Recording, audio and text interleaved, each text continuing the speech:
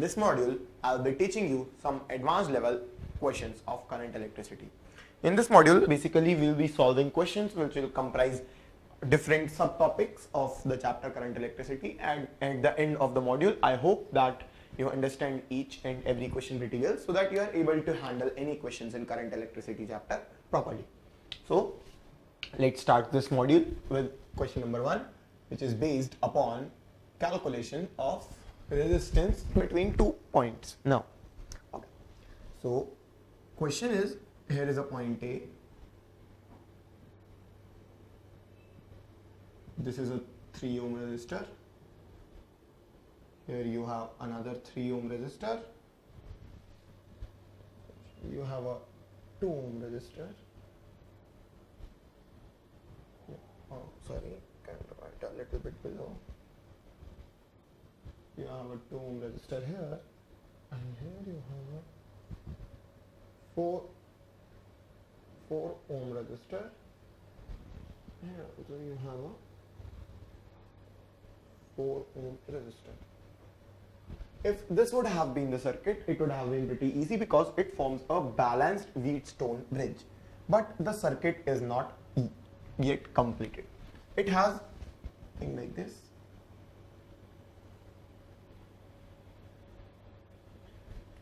This is 1 ohm and this is 1 ohm. Now, the question arises, firstly, at this point, since if this would have been something like this, then we would have understood it as that this wire is above this wire and does not touches the wire which is below it. But since the connection is like this, the two wires which are coming here intersect each other, that is, they both touch each other. So how do we solve it? If you see clearly that we can't use the Funday for which we learned for series combination or parallel combination, because there is no clear cut series or parallel combination of resistors here. So what we will be using is in solving this question, we will be using a technique which is pretty much based on the symmetry of the resistors. Now, in this figure, if I tell you, let me name the junction points.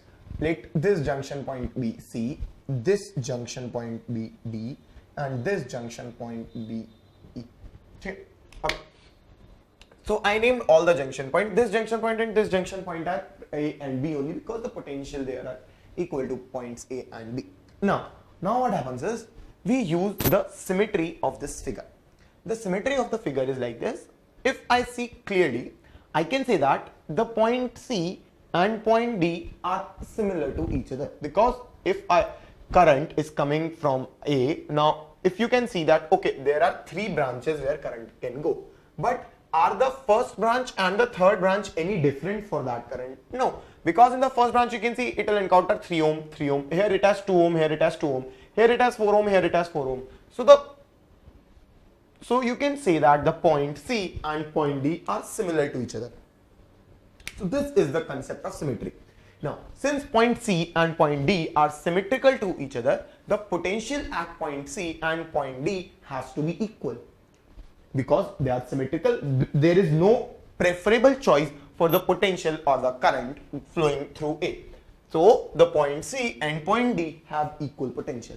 Now, if point C and point D have equal potential, then what we can use? Since point C and point D have equal potential, we can say that, okay, let's do one thing. Let's put this point D at this point C. So if I lift this point, I lift this junction from here and put it over here put it at C, what I'll get is, see, if I lift the junction from point D and put it at point C, this whole thing will be gone, and I'll be getting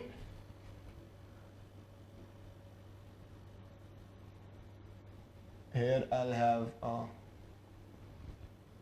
2 ohm resistance, here I'll have a 3 ohm resistance, and here I'll have a 4 ohm resistance.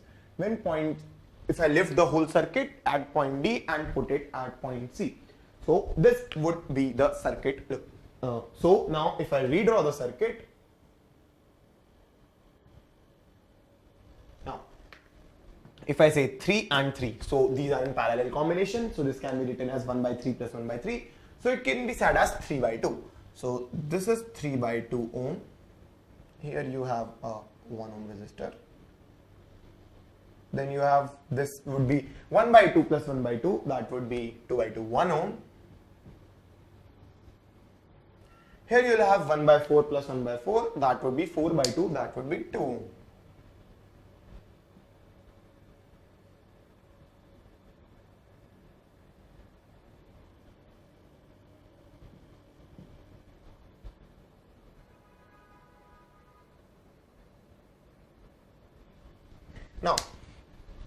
Now you got a circuit like this. Now you can see that this is the circuit of a Wheatstone bridge, because this is the middle one and these are two branches, 3 by 2, 1 ohm, 2 ohm and 1 ohm.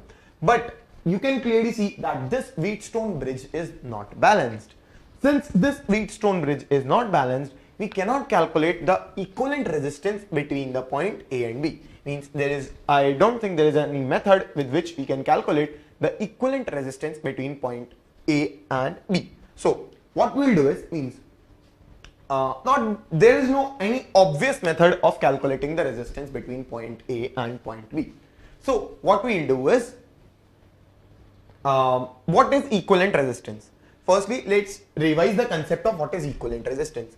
Equivalent resistance between point A and point B would mean that if I connect a battery, let's say of 10 volt to this circuit, whatever current it draws, the same amount of current by putting 10 volt battery must be drawn by that equivalent resistor. So let's calculate that equivalent resistance using this property of, using this definition of equivalent resistance. So if I have a circuit like this, and if I apply 10 volt battery across this terminal, what will happen is, I'll have a potential, here I'll have a 0 volt, here I'll have a 10 volt potential. Now let's say I current was flowing through it, so it will be distributed like this, I1, here it would be I2. Now if I want to calculate the total I, what I'll do is, here I have a 0 potential, let me draw the circuit here.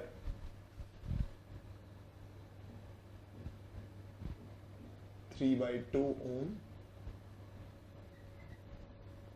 1 ohm, 1 ohm,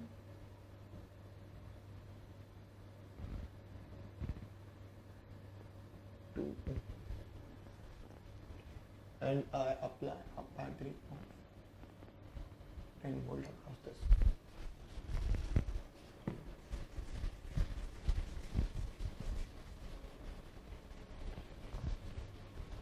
Now let's say I current was drawn from the battery. So here is, let's say I1, here is, let's say I2. This is our terminal A, this is B, this is C, this is D now. Means the names of the terminal have changed, A, B, C, D now. I1, I2. Let's say I1 goes there, I2 goes there. And you have, okay, let's say here it is I3 and here you have I4. So I can say that if this current would be, here current would be I3 minus I1 minus I3, and here, so I can say that I2 plus I1 minus I3 is equals to I4. That is, I1 plus I2 is equals to I3 plus I4, and this is pretty clear because I1 plus I2 is I and I3 plus I4 has to be equals to I. So if they both are they both have to be equal. Now if they both are equal, okay, I1 minus I3 plus I2 will give me I4. Okay. Now the question is, how do we solve this? How do we solve this question to get the value of I? So if I suppose if I get the value of I, what I can do is I can just divide 10 upon I and I can get the value of equivalent resistance. So let's start calculating what is the value of I. So this I took as I1 minus I3. Now if I use firstly let's use a KVL in okay, let me use KVL in this loop.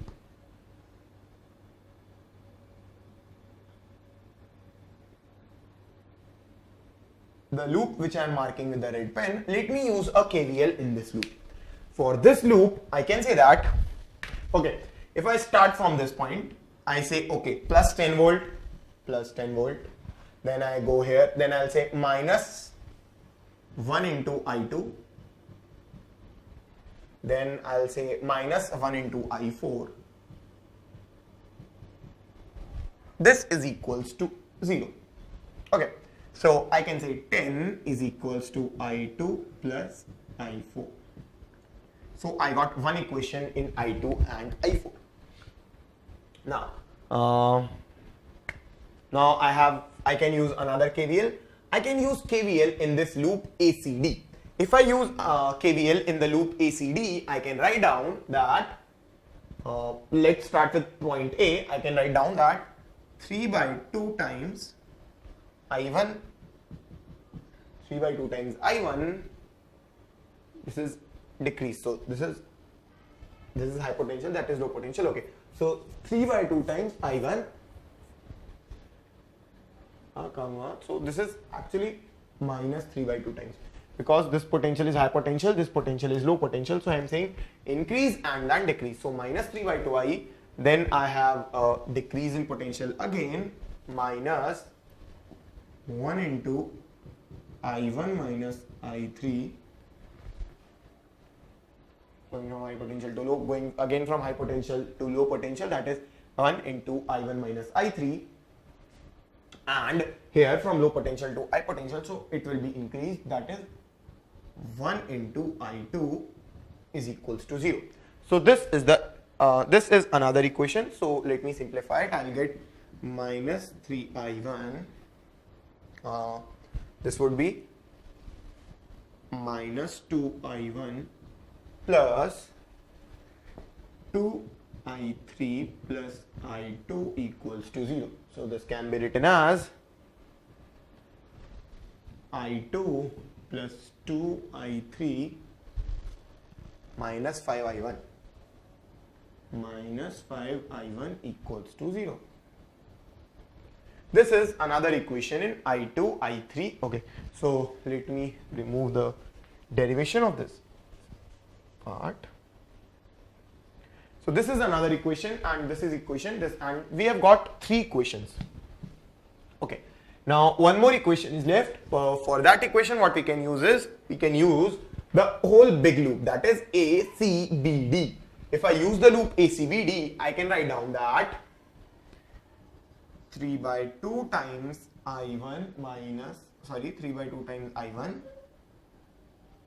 This is decrease, and there is another decrease, that is minus 2I3, and then there is an increase from B to D, that I can write down as plus 1 into I4, and then another increase, so I can write down this 1 into I2 equals to 0.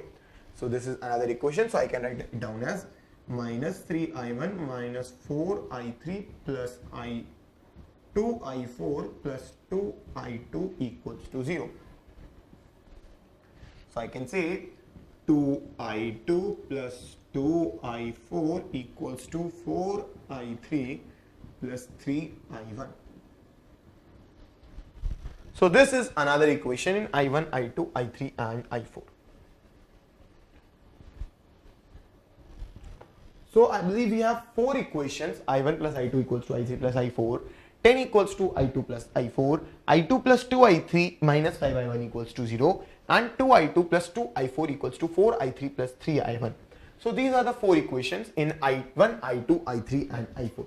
So I believe when you will solve all these 4 equations, you will get different value. You will get values of I1, I2, I3 and I4. So what you use is, you calculate the value of I1 plus I2. I1 plus I2, which will be equals to I3 plus I4, will give you the value of I current. And when you get the value I of the current, you get the total equivalent resistance of the system by 10, which was the potential upon I. So this will be the equivalent resistance of this system, which can be easily calculated now since I have got all the 4 equations. Now, in this question, the thing to be learned was, firstly, the concept of symmetry. Whenever there are symmetrical forms of resistance, symmetrical circuit, you have to find out the point of equal potential, and when you find out the point of equal potential, you can just pick the circuit from that point and put on the point with the equal potential. Second thing from this question was that it may happen that you get a question with an unbalanced Wheatstone bridge. So for that case, means balanced Wheatstone bridge is pretty clear. You just remove the middle wire. But if the Wheatstone bridge is unbalanced, what you have to do is you have to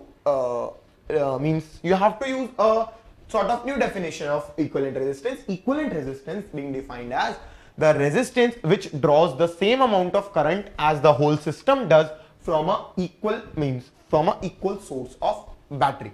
So this definition of equivalent resistance is used in this question. Now, so you can see this question becomes pretty easy when you got all the 4 equations.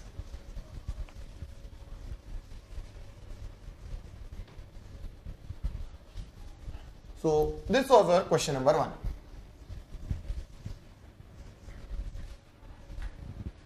Now let's move on to question number 2.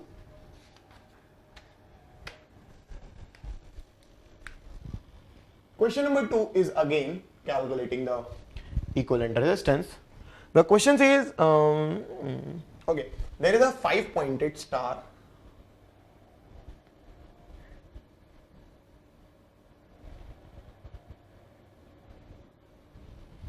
There is a 5-pointed star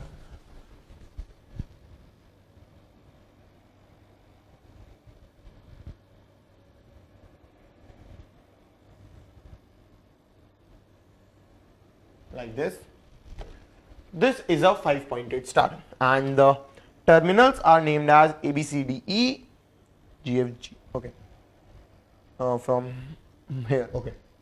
A, B, C, D, E and G, H, K, L, F.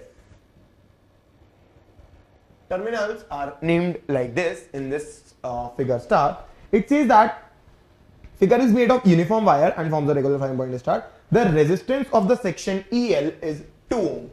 EL section has a resistance 2 ohm. So here is 2 ohm resistance, and it says that find the resistance of the star across point F and point C. You have to find the resistance of the star across F and across C. And it is given that sine 18 is equals to 1 by 3. Sine 18 degree is nearly equals to 1 by 3. It is given that. So you have to use that and find out what is the equivalent resistance between point F and point C.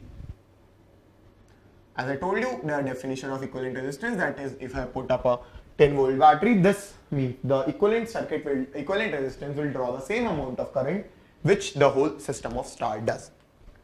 Now again, you can clearly see that in this system is also symmetric about the FC axis, which is on which you are calculating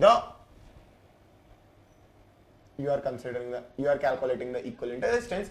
So across FC, you can clearly see that this figure is pretty similar, means the figure on the left is pretty similar to the figure on the right.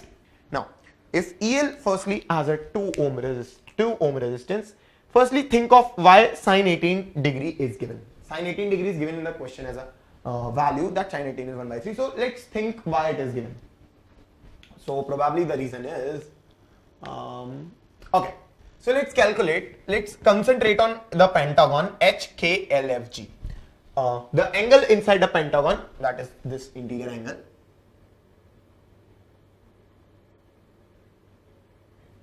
we have to calculate that what is the value of this internal angle. So the value of internal angle can be given by, since this you can say is, so this angle is 360 by n. So 360 by 5 is what? 72 degree. So this small angle is 72 degree. So if this is 72 degree, I can say this half part would be 180 minus 72. Sorry, 180 minus, okay, 180 minus 72 by 2 would be this angle. And if I twice it, I'll get the same 180 minus 72. So this angle is actually 180 minus 72 degree, which would come out to be 108 degree. Am I correct? 108 degree. Yeah, 108 degree. So this angle is 108 degree. That means this angle is 72 degree. And if this angle is 72 degree, this angle is also 72 degree. And if this angle and this angle both are 72 degree, this comes out to be 72 comes out to be 144. So this angle would be 36 degree. This little angle is 36 degree. And since this little angle is 36 degree, what I'll be doing is I'll draw a perpendicular from the point F, from the point E on this line FL. So I can say that the small angle would be 18 degree. And since the small angle is 18 degree, now you can see that why sine 18 is given. Sine 18 is given because it has been given.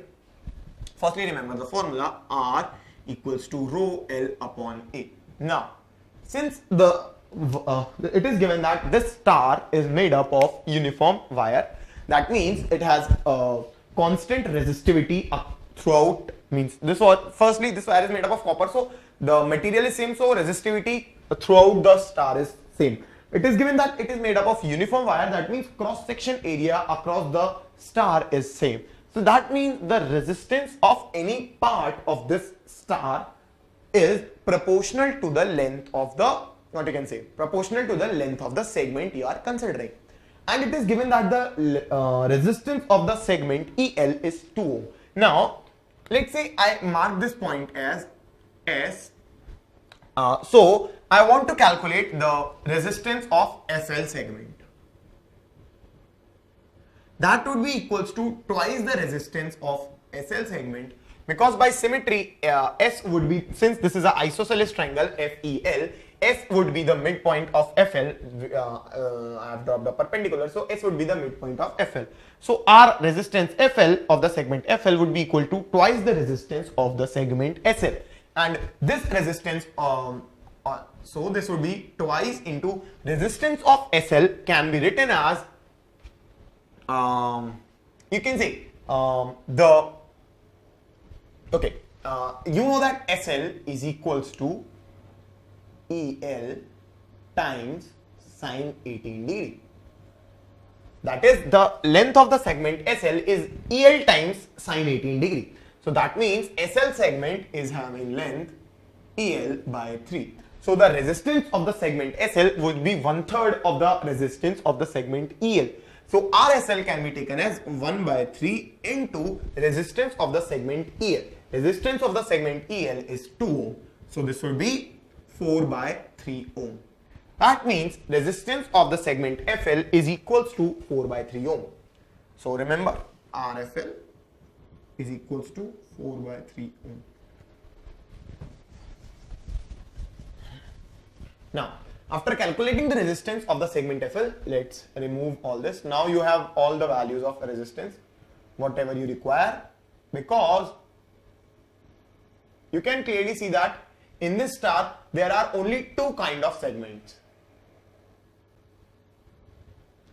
Because of the symmetry of the star, you can see that EL segment, DL segment, KD segment, CK segment, HC segment, BH, BG, AG, AF and FE, they are all similar. So they all have resistance equals to the segment EL, which is 2 ohm. And the another segment is you can say another type of segment is FL, which is FL, KL, HK, HG and GF. they all have same resistance which has been calculated 4 by 3. That means you have the resistances of the individual segments of the star. Now what you need to calculate is the total resistance. Now to calculate the total resistance, I'll use the concept of symmetry as I told you. From the concept of symmetry, I can clearly see that since the figure is totally symmetric, I can I can lift the right hand side and put it over the left hand side. Now, firstly, okay, now let's do that.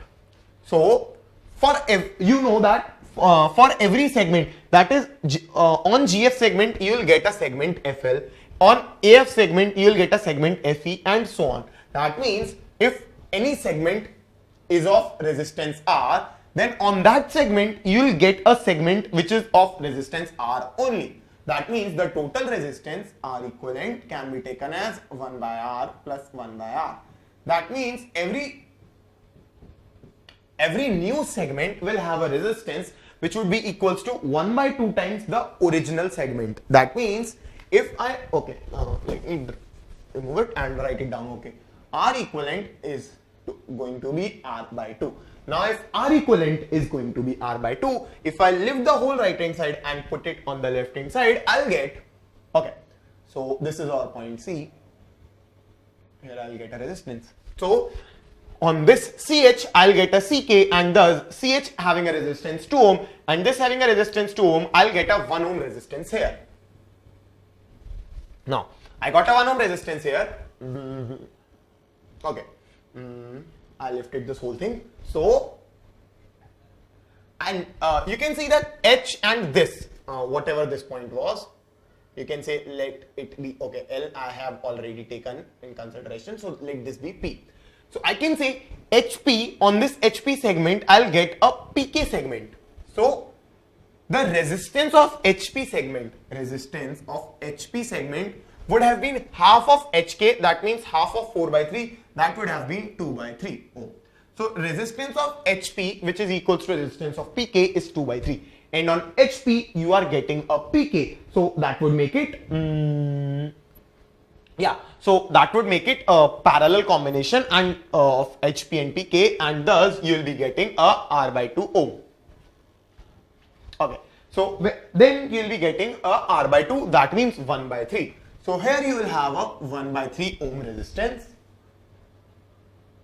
From this point downward, okay, there is nothing.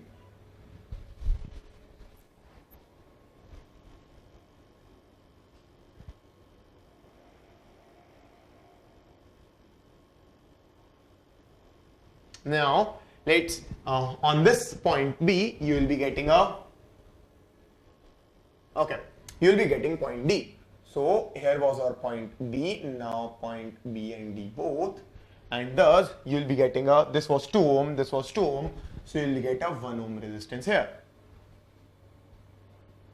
Now what will happen is, okay, you will have something like this. Here it would be point G and B and D, and here it would be G and L, and it would be having 1 ohm resistance again.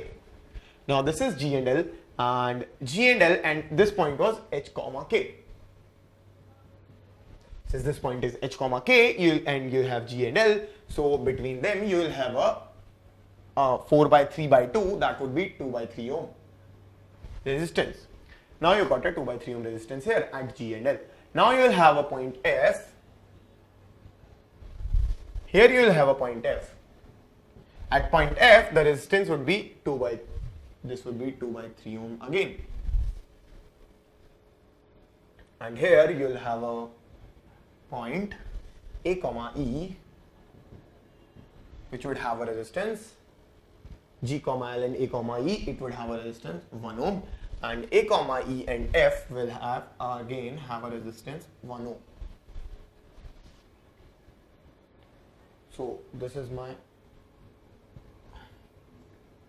point F, and this is my point C, between which I had to calculate the resistances. Now,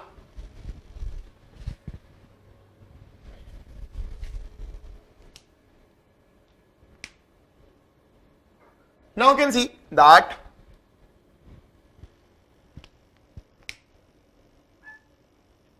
as you can see that we are facing a problem in marking the point P. What is basically point P? What we did was we lifted the whole circuit and just put it along like this. So what you'll get is at this point, that is at point P, which is here, you'll get okay.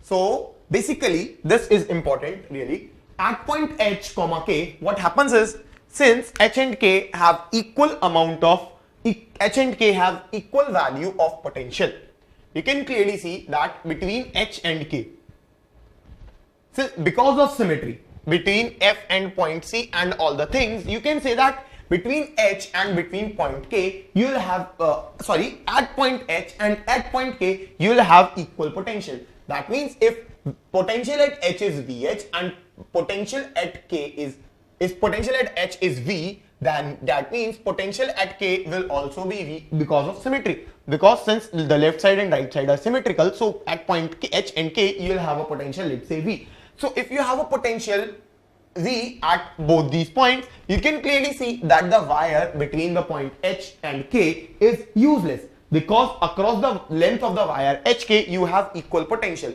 That means you will have no current flowing through the wire HK. That means the resistance of the wire HK is useless, and you can clearly see that from here also, that if I lift the point K and put it over H, I'll have a hanging resistance at point P. So you can clearly see that hanging resistance is useless.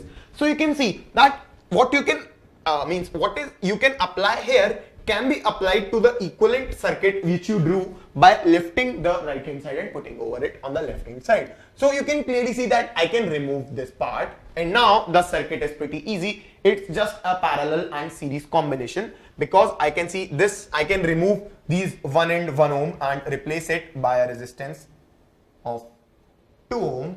Series combination, here 1 and 1 can be replaced, and it can be replaced by a resistance of 2 ohm, and now this 2 ohm and this 2 by 3 can be replaced by 1 by 2 plus 1 by 2 by 3. So that is 4 by 2 equals to 1 by R. So R equals to 2 by 4, that is 1 by 2 ohm. So these both can be replaced by 1 by 2 ohm, and remember 1 by 2 plus 3 by 2, whatever you get. Some students make the mistake, instead of writing it 1 by R, they write it directly R and replace it by 2 ohm. It has to be replaced by 1 by 2 ohm. So I can remove this part and I can say, okay, this resistance is 1 by 2, and similarly I can remove this and say that this is 1 by 2. Now we have a series combination, so we have 1 by 2 plus 1 by 2 plus 1, and that would give me RCF equals to 2 ohm. So this is the answer for this question, that is the equivalent resistance between point F and point C is equals to 2 ohm. So this was a pretty good question, this was a good question based on the symmetry of the circuits made. We saw that since the point H and K had equal potential, the wire between the point H and K became useless, which we could have seen in the figure given, and which we could easily see by the hanging resistance in the figure, which we drew after lifting the right hand side over the left hand side. Now let's solve one more question. Question number 3. It is also based upon calculating the equivalent resistance. I am doing so many questions based upon equivalent resistance so that you don't miss any type of question which come in the case of equivalent resistance. So the question is, the resistance of each resistor in a circuit diagram the same and equals to R. Okay, a figure is given.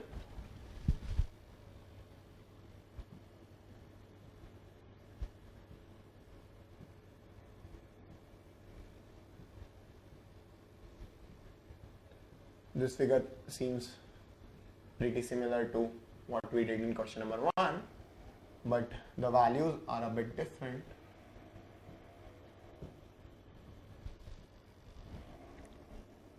The resistance of each resistor in the circuit diagram is same and equal. The voltage across the terminal.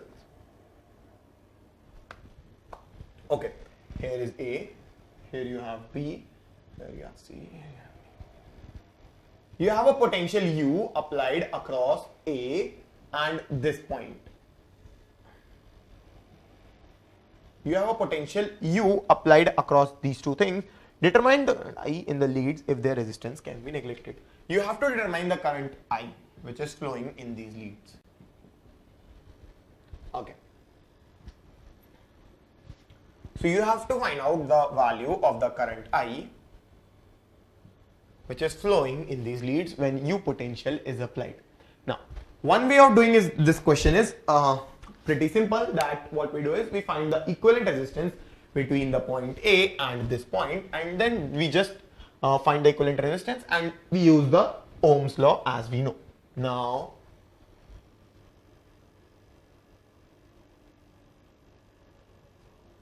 means that is one way of doing the question, or the other way of doing the question is we can use the KCL and the KVL and find the answer of this question in that way.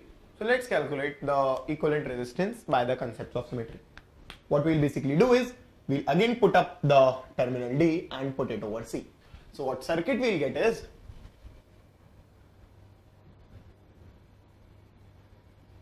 1 by R plus 1 by R means R and R in parallel will give me a resistance of R by 2. So this will be a resistance of R by 2. Here I'll have a R. Here I'll have again a R by 2. Here I'll have again an R by 2. And here I'll have a R.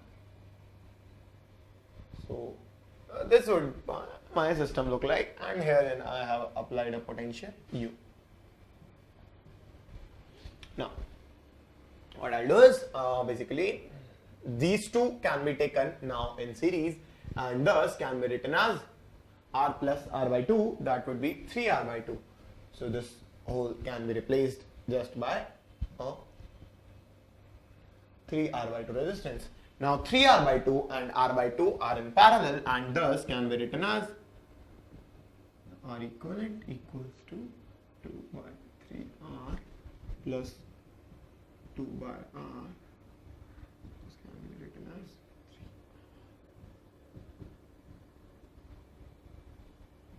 3. And thus R equivalent can be written as 3R by 8. So thus I can write 3R by 8 here. This would be our equivalent resistance. Now 3R by 8 and R by 2 both are in parallel to each other. So this can be written as 3R by 8 plus R by 2. That is 3R by 8 plus R by 2. So it can be written as 8, 3R plus 4R. That would be 7R by 8. So I can replace this whole thing by a resistance of 7R by 8 like this, and the 7R by 8 and R are parallel to each other. So thus can be written as 1 by R equivalent equals to 1 by 7R, that is 8 by 7R plus 1 by R, and thus it can be written as 7R, 8 plus 7. So R equivalent can be written as 7R by 15.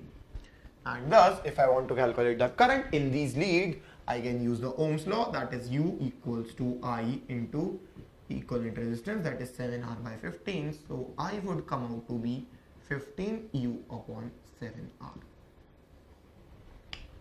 So this is the value of the current, that is 15U upon 7R in these leads. So in this question basically we saw how the concept of symmetry are pretty useful, and how using the concepts of symmetry you can simplify the circuit to the parallel and series combination, after which the answer can be pretty easily found. So these questions were based upon the concepts of symmetry as we studied. Now let's move to a question which comprises a cell and a battery and resistances. Question number 4. This question has a circuit like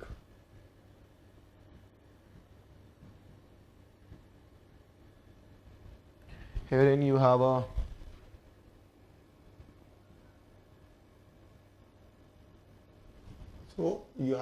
resistor and a battery and again a resistor, and this is A, this is B. Now you are given that all batteries have 3 volt EMF and every resistor is a 200 ohm resistance. So what you have to find out is you have to find out the open circuit voltage between point AB and the closed circuit current or the short circuit current between point A and B. So these two things you have to find out between A and B. Firstly, understand what is an open circuit voltage.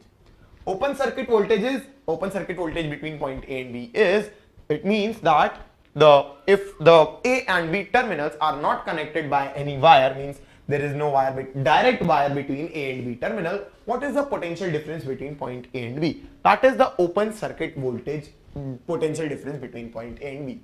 So there are different methods to find out, and I think in this the best method to find out the open circuit voltage would be to use a KVL. Now I'll do it by both the methods, by the KVL and the other one which I'm thinking. So let's firstly do it with using KVL.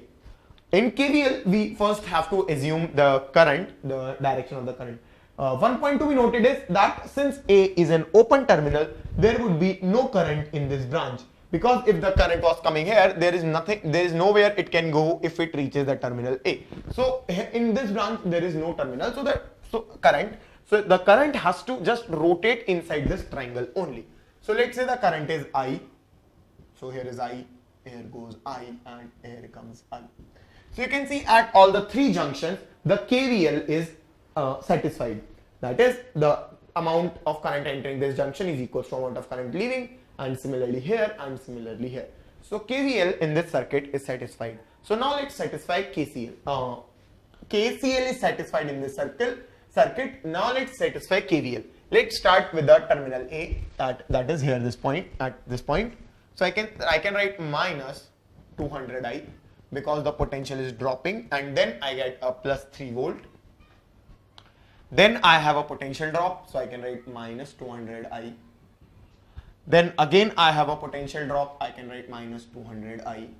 Then I have again a potential drop, so I can write minus 3. Then after that again I have a potential drop, so I can write minus 200I. Again I have a potential drop of minus 3, and again I have a potential drop of minus 200I. So this has to be equals to 0. Now you can see if I cancel this 3 with this 3. Yeah, these 2, 3 can be cancelled, and you have 1, 2, 3, 4, 5. So you have 1000I with a negative sign, minus 3 is equals to 0. So I comes out to be minus 0.003 ampere. This is the value of current, minus 0.003 ampere. Now you will be wondering, how can current be negative? The negative value of current indicates that the direction which we assume for the current is actually wrong, but the current is moving in this direction, and in this direction the value of current would be 0.003 ohm. So I is equals to 0.003 ohm is the value of the current. So now this is the value of the current, I equals to 0.003 ohm. Now we had to calculate the open source potential difference between these 2 points, that is A and B, open circuit potential difference. So let's calculate the open circuit potential difference. Now what I can do is I can say VA. Let's say here potential was VA, so I can say here if it is VA, then I have a potential increase because the current is flowing like this. So I can say VA plus 200I. Then I have a potential drop, that is minus 3 volts. Then again I have a potential increase 200I, and this is equals to VB. So VA minus VB can be written as 3 minus 400I, and that would be 3 minus 400 into 3 upon 1000. So you'll get a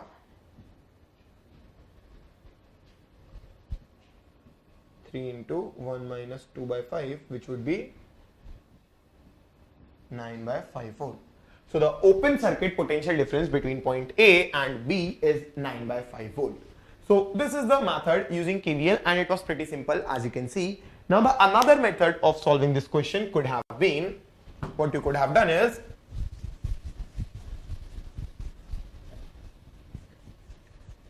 (9 by 5 volts, remember the answer which we got. Now, another method that could have been applied is, what we could have done is, we could have calculated the equivalent battery as I calculated in the basic module using the series and parallel combination of the batteries. So I can see clearly that across AB at this means in this part we have a parallel combination of series combination of the two batteries. Now you can clearly see one thing to be noted is that here is a resistance. There is a resistance between these two batteries, but when batteries are in parallel combination, the position of these resistors doesn't matter. That is, I can make this circuit to be like this. Let's say I can make this circuit to be like this. There is a battery here, and I can draw this battery here, and I can say, okay, this battery. But remember, I can't change the orientation. That is, I can't change the positive and the negative terminal of the batteries. So I can make this circuit like this. What I did was I displaced this resistor here across the battery, and this can be done when batteries are in series combination. So this it makes the resistance like this. So if I write, I can means this is the equivalent circuit, and another equivalent circuit of this can be, I can say, okay, here we have 200, 200, 200, 600 ohm. So I can say, okay, I can make it down to be, let's say this is my terminal B, I can make it to be 600 ohm and positive terminal towards B, and you have a 6 volt, and herein you can say this and this resistor can be combined and set to be 400 ohm, and here you again have a positive terminal towards B.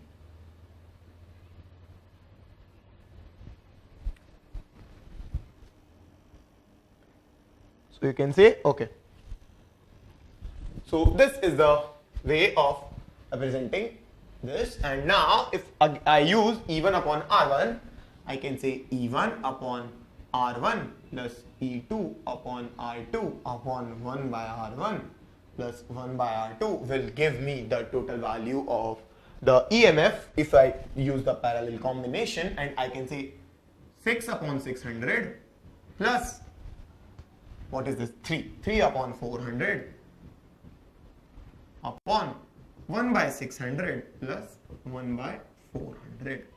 This is equals to the value of equivalent EMF, and thus it can be written as, you can say 600, 400, you have a LCM of, you have LCM 1200, so 600 into twice 12 plus 400 into thrice, that is 9, divided by 600 into twice, that would be 2 plus thrice. Okay, did we do some mistake here?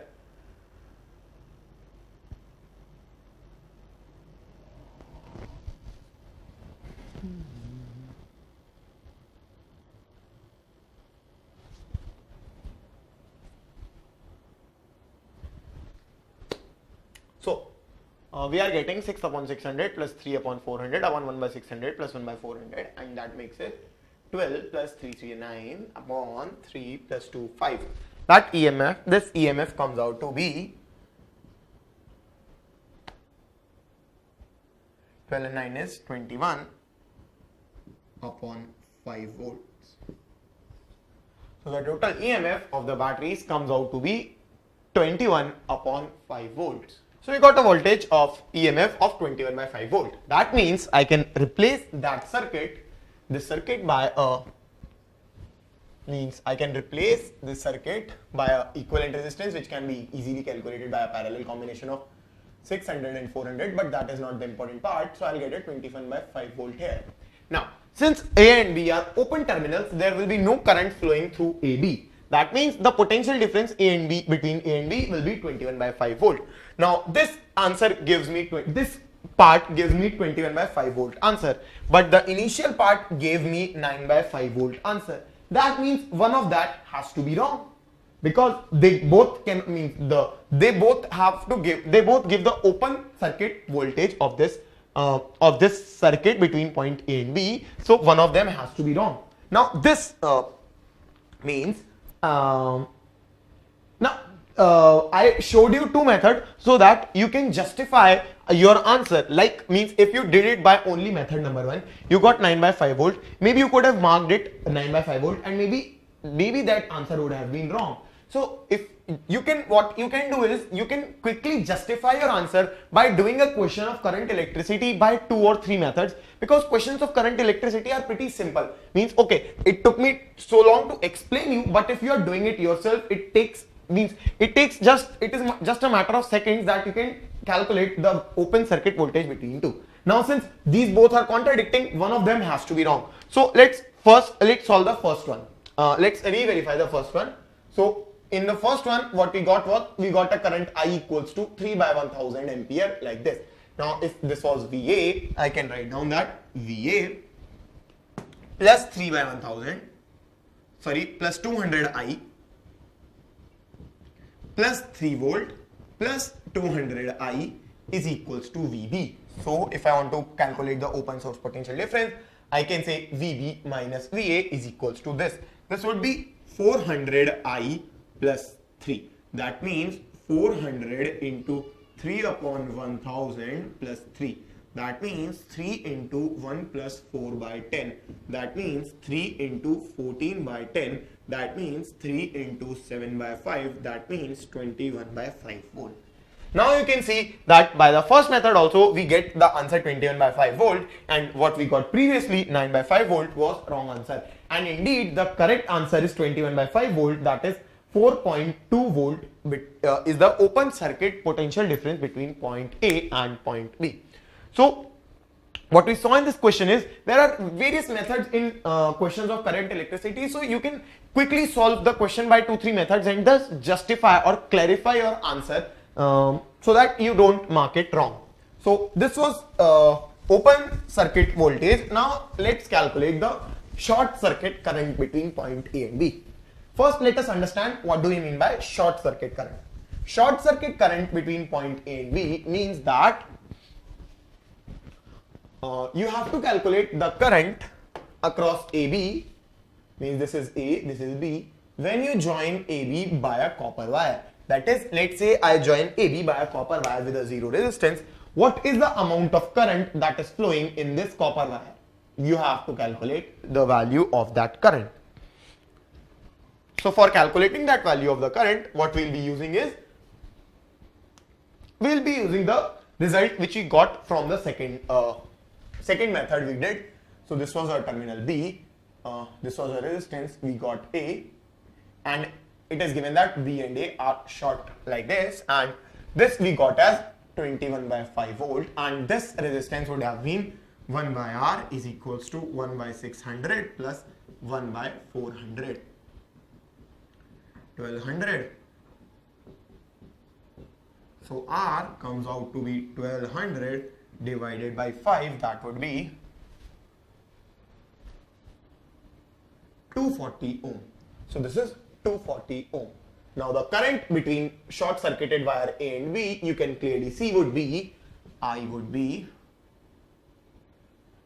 21 by 5 into 240.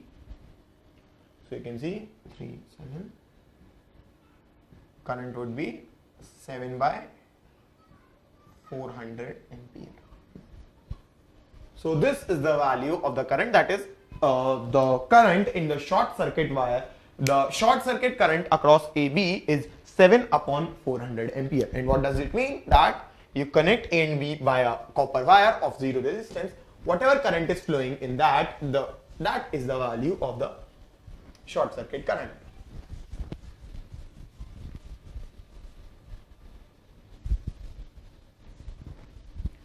Now let's move on to question number 5.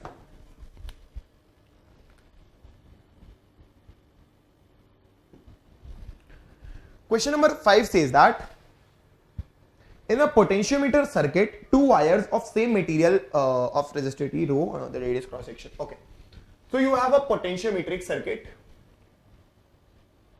Here is somewhere batteries. Here you have a rheostat. You have a potentiometric wire like this. Now, what happens is cross section A. Okay. Now, this potentiometric wire is not as we studied here. As we seen in the potentiometer, generally this potentiometric wire between point A and point B is of uniform cross section area of length L. But that is not the case. Here, up till length L,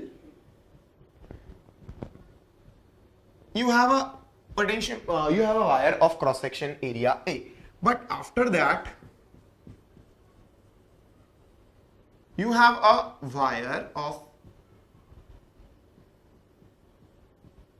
length 2L and cross section area 2A. Yeah, L and 2L, and thus this combination is 3L. So, and this rheostat has a value rho L upon 3 pi A square. Right now, sorry, rho L upon 2 pi A square. This is the value of the rheostat. Okay, this is not the value of the rheostat. Rheostat is, as you know, changing. It is this value, EMF E and rho L upon 2 pi A square. And this whole wire is made up of copper of resistivity rho. Now, this have been given in the question. And A is the radius of cross section. A and 2A are the radius of cross section of this wire. Okay. The question asks is the maximum voltage which can be balanced on the potentiometric wire. So firstly, you have to tell the maximum voltage that can be balanced in this potentiometric wire. So for maximum voltage that can be balanced between this potentiometric wire, the what you know means it has something like, okay, means the maximum length EMF would be when this G, that is the deflection at the end point, is shown to be 0 degree. That means this is the balancing length of the potentiometer, then the EMF here would be maximum. And for this EMF would be equal to the potential difference applied across this whole length of the potentiometric wire. So firstly, let's calculate the resistance of the potentiometric wire. Resistance of the potentiometric wire can be written as R1 plus R2 because R1 is the resistance of this wire and R2 is the resistance of this wire, and these two wires are in parallel. So resistance equals to R1 plus R2, and thus R1 can be written as rho L upon pi A square plus rho 2L upon pi 2A square. This would be rho L upon pi A square plus 2 rho L upon 4 pi A square. This would be 3 by 2 pi A square rho L. This is the resistance of the potentiometric wire. Now, what is the resistance here is, you can say rho L upon 2 pi A square. So if I add rho L upon 2 pi A square, I'll get a 2 rho L upon pi A square. This would be the value of the total resistance, and you have a EMF E. So if you want to calculate,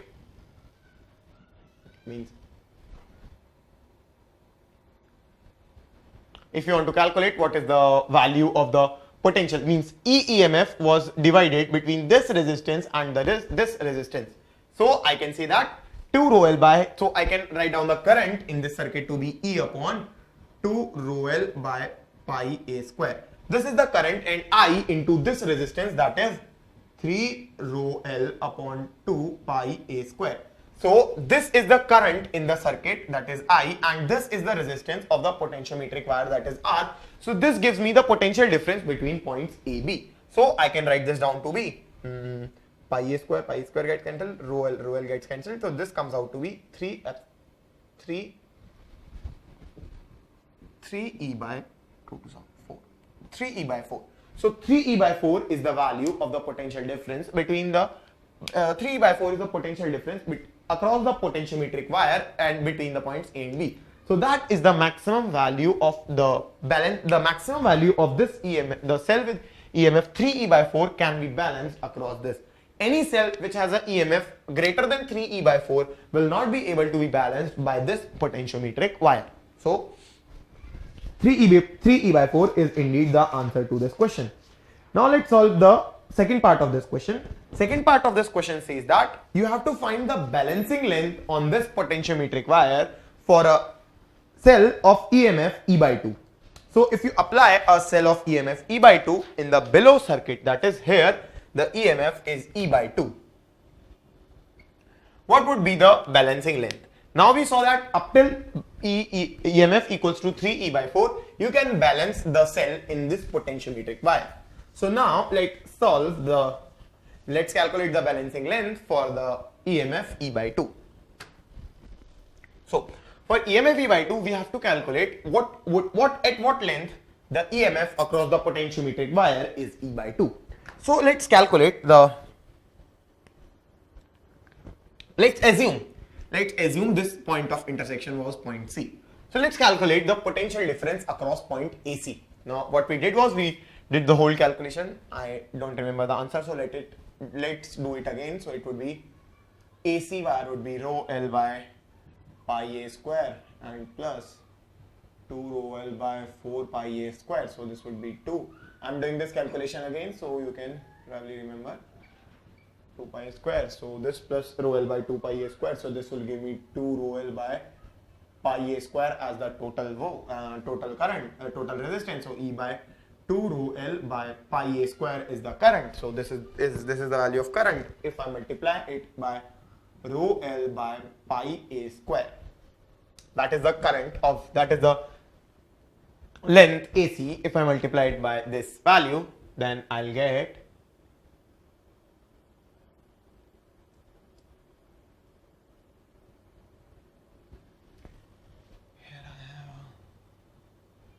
if I have a zero potential here, I'll have a E potential here, I'll have a E potential here, and thus across this value, that is across rho L by A square, pi A square, I'll get a potential difference of E by 2. So if I get a potential difference of E by 2, that means E by 2 is across this, and if I get a E by 2 across this, I can say that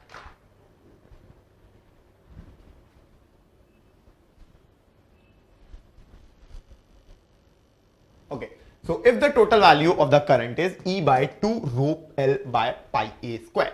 Now, this is the amount of current E by 2 rho L upon pi A square. This is the amount of current that is flowing in this circuit. So if this is the amount of current, you have to find out the balancing length for this value E by 2. So for that, what we'll do is we have to find a point such that the potential difference between A and that point is E by 2. So if you want to find out the potential difference such that E and that point is E by 2, what we'll be doing is, if this is the amount of current, that is E by 2 rho L by pi A square. If I multiply it with the resistance of the wire AC, that is rho L upon pi A square into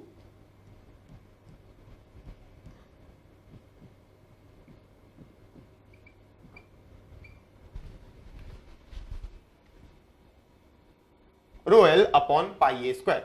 So what I'll get is, I'll get a potential difference to be E by 2. So if I get a potential difference to be E by 2, if I get a potential difference to be E by 2, I can say that the potential difference between A and point C is E by 2, and thus what I can say is that if this galvanometer was instead of here, it would have been at this point C, then the deflection that would come out, which would be, it would be 0, because the potential difference here is E by 2, and thus you'll get a 0 potential difference, and thus this would be the balancing length of the battery with EMF E by 2 would be equals to L.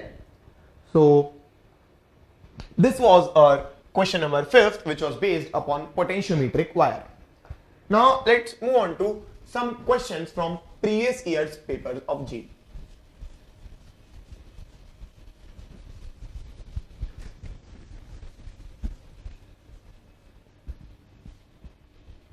Move on to question number 6. This question is from the Rudky paper, REE, which is pretty old, REE 98, and this question was of 5 marks in Rudky, so you can see the importance of this question. The question says that you have an infinite ladder network. Okay, ladder network is something like this.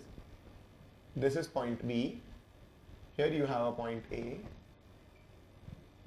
R1, R2. Okay.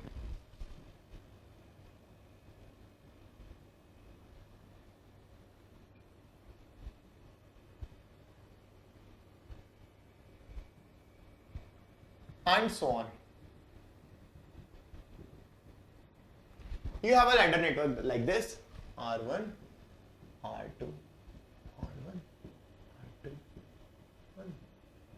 and it goes on to infinity.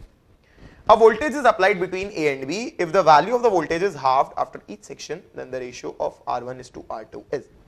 Okay. You have to, the question is, a voltage is applied between A and B.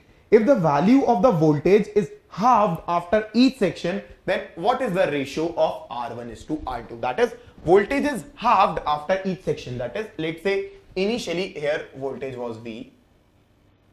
After this section, the voltage across this point is V by 2. And it goes on after every such thing, it goes on. Okay. So the first point that has to be noted is, because of the, you can say, symmetric nature, if I ensure that here if voltage was V, here it becomes V by 2, then again and again it would be repeated, and if it is V by 2 here, it would be V by 4 here, it would be V by 8 here. So if I ensure that this case happens, that is, if here is V, here V by 2 occurs, then I am done with this question. Now, that means I have to show that the potential difference across the point V and V by 2 is means the potential difference across R2 here is V by 2. So to show that potential difference across R2 is V by 2 here, what we'll do is, let's say the whole the total resistance of the whole ladder network is X. X is the total resistance of the whole ladder network. So I can say that if this is my point B, this is R1, this is R2, then here I can replace everything by X. Because if the total resistance of across point A and B is X, then I can say across these 2 points it would be X, because it is an infinite ladder network and I have just removed the part R1 and R2. After that, if I consider this part and further on, this is similar to the part where to this whole thing. So I can say that if the whole thing has a total resistance X, this whole part will also have a total resistance X. So I can replace it by X here. So I can see that, so this can be replaced by X R2 upon X plus R2. So I can write here X R2 upon X plus R2. This is by the parallel combination of X and R2. I can say 1 by X plus 1 by R2 equals to R, and thus R can be written as X R2 upon X plus R2. And thus, if this is the case, I can write that X is equals to, writing the series combination, I can say X is equals to R1 plus X R2 upon X plus R2. This is the value, and now you can clearly see that you can, in this you will get a quadratic equation in X. and you can easily calculate what is the value of R1 and R2. Now, the point is not this. The point is that, okay, what you have to do is, you have a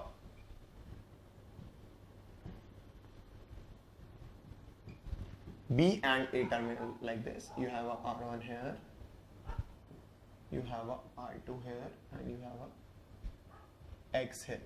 Now you want that potential difference across these two terminals has to be equals to V. Okay. So firstly the resistance here is, as we all know, is X R2 upon X plus R2. So the potential difference across these two terminals would be given by, I can say, if V was my total potential difference and I know that X was my total resistance. So V by X is the value of the current. Now V by X is the value of current, then potential difference across this resistance would be V by X into X R2 upon X plus R2. This would be the value of the potential difference across these 2 points. Now XX gets cancelled out and it is given that this potential difference is equals to V by 2. I want this potential difference to be equals to V by 2. So if this potential difference is V by 2, I can say V and V gets cancelled out, and thus I get 2R2 equals to X plus R2. That means I get that R2 is equals to X. That means the total resistance has to come out to be equals to X. Now if I replace X R2 by here, I can say R2 equals to R1 plus R2 into R2 divided by 2R2. So I'll get R2 gets cancelled out, and I'll get R2 by 2 equals to R1. So I get R1 by R2 equals to 1 by 2. And this was the question asked, that what is the ratio of R1 and R2. So you can clearly see that the ratio of R1 and R2 comes out to be 1 by 2. Now I can clearly see from this, the important point to be noted in this question was that in an infinite ladder network, what you can do is, if you omit the first part of the ladder network, then again you will get an infinite ladder network, and thus its total resistance will be equivalent to the initial infinite ladder network. Now if this is the case, you can see that after getting this equation, you need not solve this equation for the value of X for solving this question, because solving X here would be meaningless, because it's not asked that what is the equivalent resistance across point B and A. If it would have been asked the equivalent resistance, then this would have been, you have to solve the value of X in this equation. But you have to, this is an intelligent way of solving this question, because now you know that here it is V and you have to get the potential difference to be V by 2 here. So you can directly say, okay, V is my potential difference and X is my total resistance as I assumed previously. So my current would be V by X into X R2 upon X plus R2. So, and by manipulating some terms, you can easily get what is the answer of this question. So you can clearly see that this 5-mark question in 1998 was pretty simple, and you could have easily, current electricity is a chapter from which you can easily gain marks, questions are not so difficult from the chapter current electricity. Now let's move on to question number 7.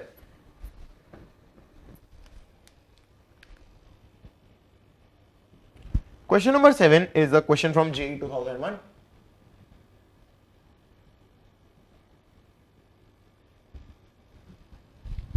This question says that I is independent of the value of 6.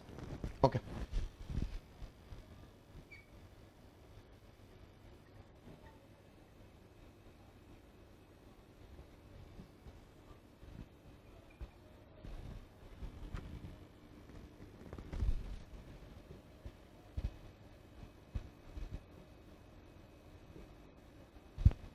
So you have R1, 6 here, R1, R2, R3, R4.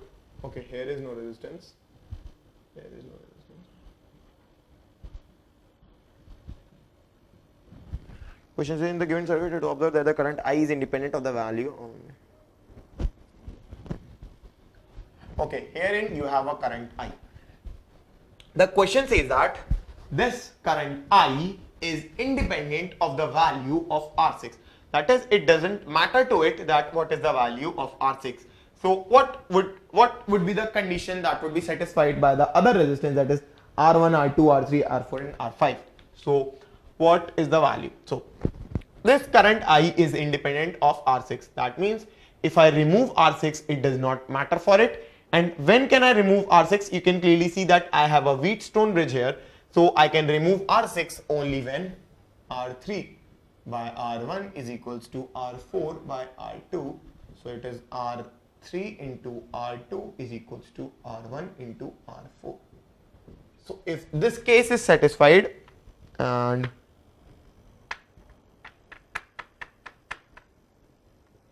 okay, R3 into R2 is equals to R1 into R4. So when this is satisfied, then you can see that the current would be independent of R6. And this question in JEE 2001 of 3 marks was pretty simple. As you can see, that is just as the direct application of the balanced Wheatstone bridge. So this was our question number 7 from JEE 2001. Now let's move on to question number 8. It is from JEE 2002 and it is again of 3 marks. JEE 2002. The question says that you have a 100 watt bulb B1, means you have actually 3 bulbs, a 100 watt bulb, a 60 watt bulb, 260 watt bulb. Okay. You have a 250 volt source here.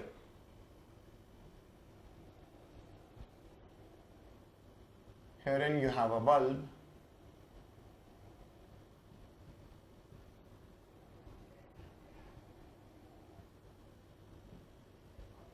And on the top you again have a bulb like this.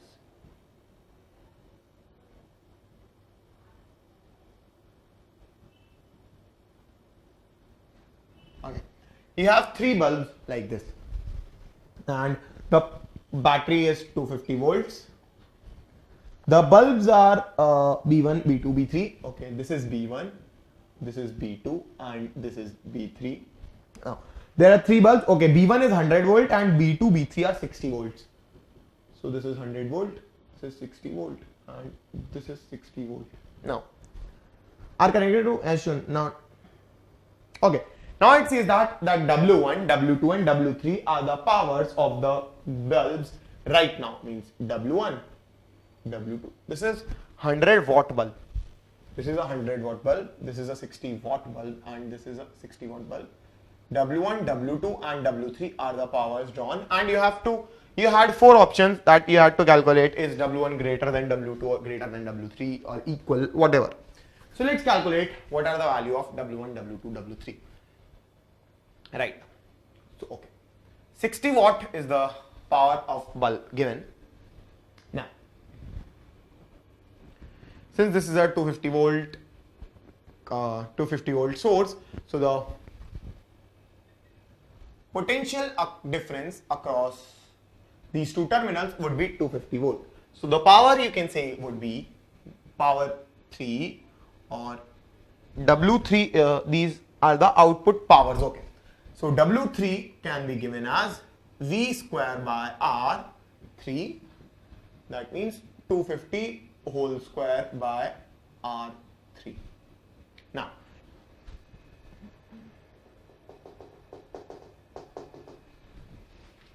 $250 whole square by R3 upon, is the value of W3 given. Now you can see from this formula, to calculate the value of W3, you need to know the value of R3. So what you need to understand is that if these 3 bulbs, that is B1, B2 and B3 are given as power 100 watt, 60 watt and 60 watt, and there is no other potential mentioned, then these powers are at the standard potential of 220 volts. So if these are powers at 220 volts, I can calculate the value of resistances as R1 can be written as we know that P is equals to V square by R. So R1 can be written as 220 square upon P1, that is 100 volt. That would give me 22 square, which would be 484. Now R2 can be written as 220 square upon 60 and that would give me 4840 by 6, and similarly R3 is 4840 by 6. So if I want to calculate W3, I'll get 250 into 250 upon R3, that is 220 into 220 by 60. So this would be the value of W3. Now, okay, this is the value of W3. Now to calculate W1 and W2, we need to find out that what is the ratio of the resistances. So I can say that R1 upon R2 is equals to 0 upon 6 by 10, that is 3 by 5. I know that R1 upon R2 is 3 by 5. Now, if 250 volt is the potential difference across here, so I can say that 250 upon R1 plus R2 is the total current in this, and potential difference across B1 would be this into R1. So this is the potential difference across B1. So this can be written as 250 into R1 upon R1 plus R2. So using component dividendo, in this I can say that R1 upon R1 plus R2 is nothing but 250 into I can write down R1 upon R1 equals to 5 by 3 plus 1, that would be 8 by 3, and again if I reverse it, it would be 3 by 8. So I can write it down to be 3 by 8. So this is the potential across this B1 right now.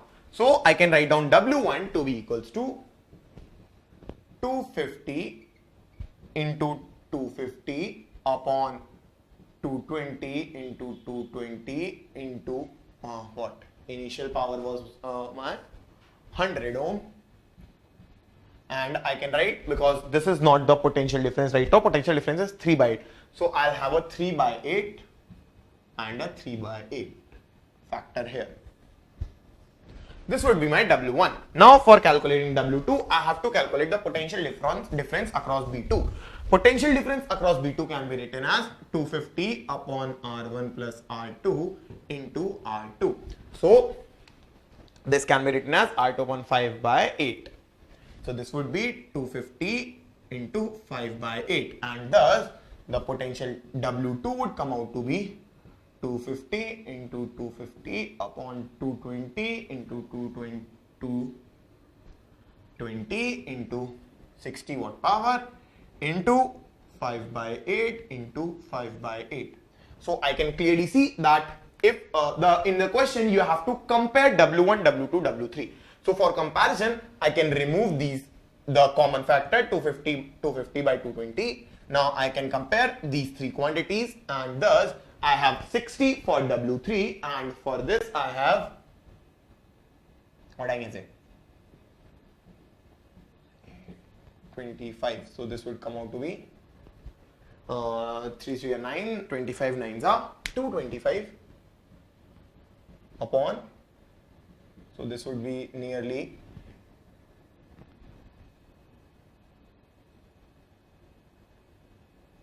14 point something something, and here this would be nearly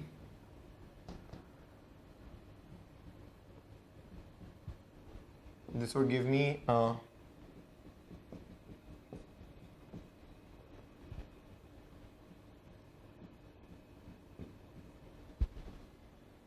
375 upon 16. This would be 16, 20, 50, okay, 20s maybe 24, 23 point something something something actually. So 23 point something something something. So that is 14. So you can clearly see that W1 is less than W2 is less than W3. This would be the answer to this question, and this option is option D.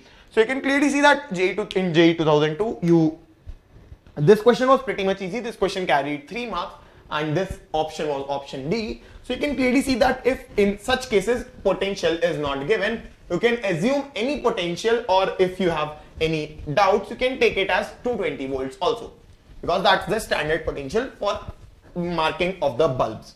So power, generally bulbs are marked at 220 volts. That is, if you see a bulb, the power on it is marked at 220 volts. So this was a question, and now a last question from JEE. It was from JEE 2003 only, and it is actually pretty much easy question, but it based on something about voltmeter and ammeter. It was given which of the following circuit is correct for the verification of Ohm's law. So in one circuit it is given as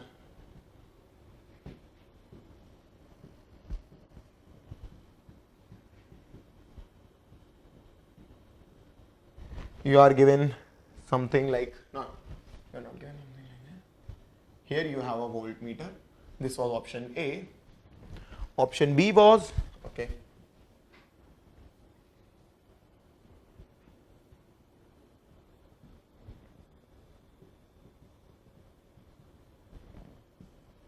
option B was like this. Option C was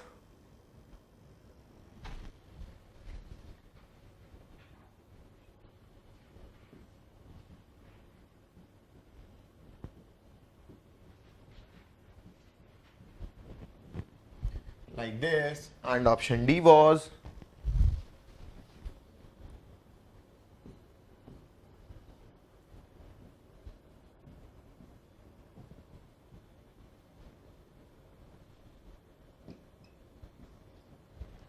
like this. So you can clearly see from these four circuits, the important point to be noted is the positioning of the voltmeter and the ammeter. You should remember that the voltmeter for the verification of Ohm's law is always, or for measuring the potential difference across a resistor, is always put in parallel, and ammeter is always put in series. So in this option, if we can see that voltmeter is put in series. So this is wrong. And if we see here, we can see voltmeter is again put in series, so this is also again wrong. In option C, we can see that ammeter is put in parallel, so option C is also wrong. But in option D, you can see voltmeter is put in parallel to the circuit and ammeter is put in series to the circuit. So option D is correct for the verification of the Ohm's law. So this was a question in 2003 which was based on the practical purpose, and you may see this figure when you will be doing practical for your 12th board. You have to, there is an experiment for the verification of Ohm's law. There you will see some diagrams like this. So with this question, we come to an end to the advanced level topic of current electricity. In this module, we covered many questions. Questions in the starting were basically based upon the symmetry of the figures of resistances when you have to calculate the equivalent resistances, and I taught you how to handle questions like that. Then we moved on to questions on power, questions on Ohm's law, question on equivalent batteries, and so that. And in the end, we solved questions of JEE, earlier papers of JEE. Now, I hope that I explained every question pretty well. Still, if you have any doubts, you can go back to the point and clear your doubts at this point only. Because current electricity is really pretty scoring topic in JEE, and don't lose any marks in this topic. I hope you enjoyed the lecture. Thank you very much.